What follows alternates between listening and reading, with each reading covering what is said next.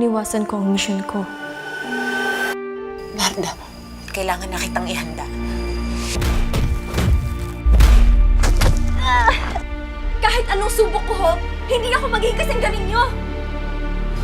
Yung abilidad mo sa pakikipaglaban, maaaring hindi pa handa. Pero ito, nasa tamang lugar.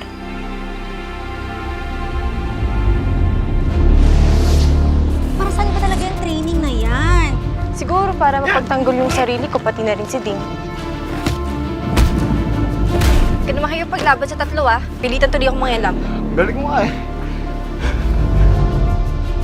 Nay, tignan mo. Shooting star! Teka, mag-wish ako.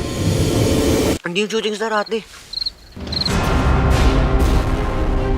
Nandito na sila.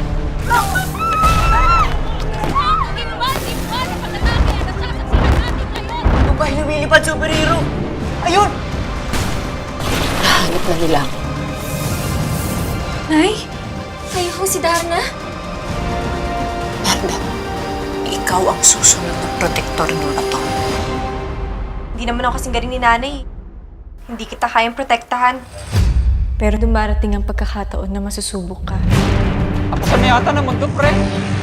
Kapag nakuha nila ang bato, hindi lang Marte ang malalagay sa panganib, kundi pati ang mundong ito.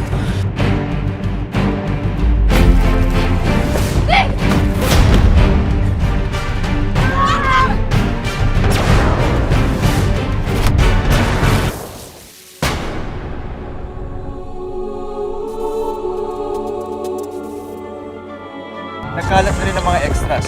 Karamihan sa kanila ay gumagawa ng krimen.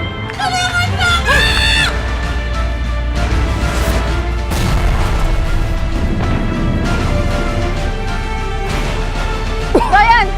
Mag-ingat ka! Sa bandang huli, nahanap pa rin ako ng aking tadhana.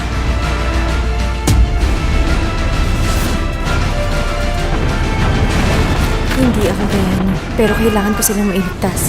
I'm preparing you for bigger things. Hindi ko alam kung kaya ko, pero kailangan kong pilitin.